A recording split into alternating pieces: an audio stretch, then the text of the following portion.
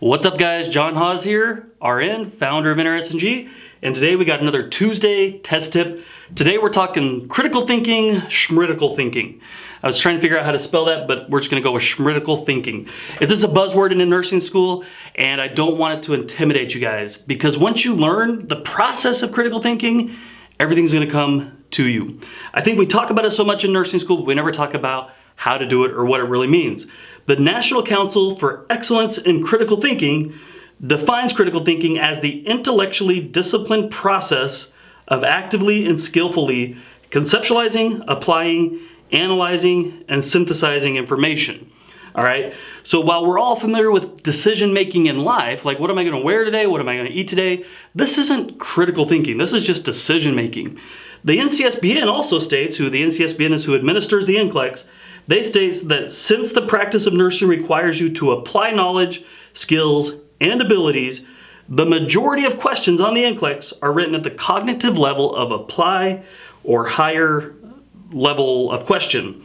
And these questions, by nature, require critical thinking.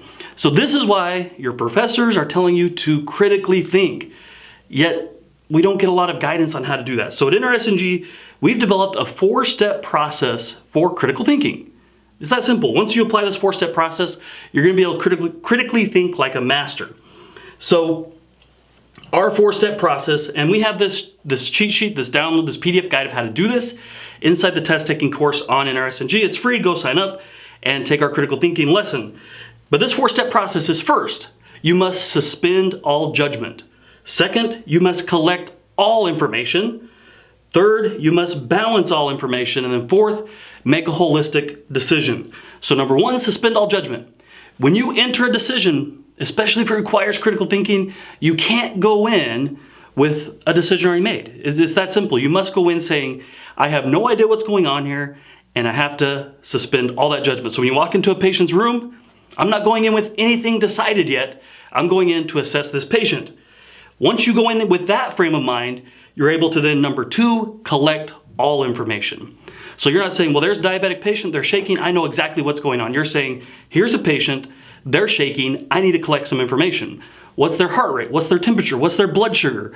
You're collecting all the data that you can find, not just the pieces of data that confirm the decision you already made. You're collecting everything here.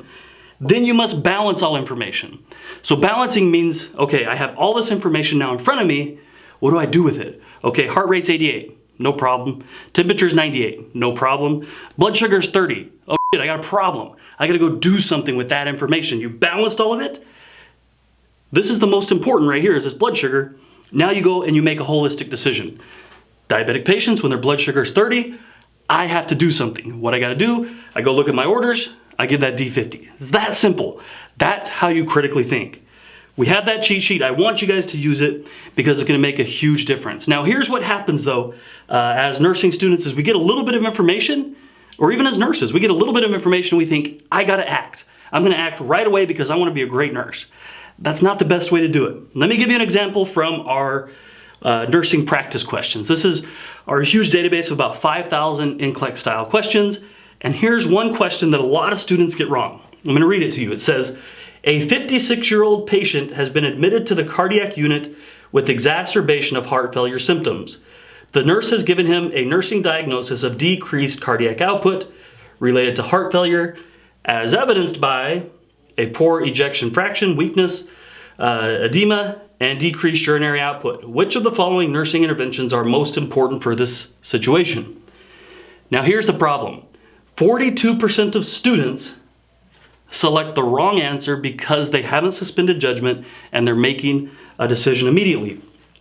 42% of students say, I'm going to administer an IV fluid bolus to increase urinary output.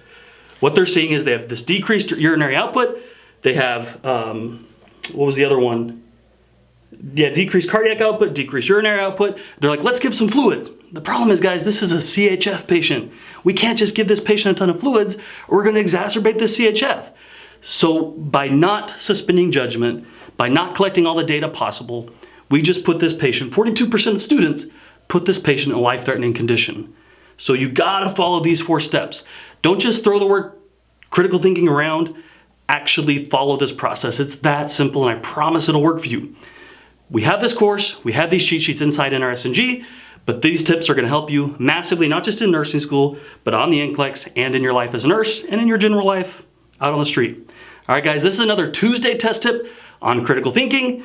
I'm Jon Haas with NRSNG. Go out, be your best self today. Happy nursing.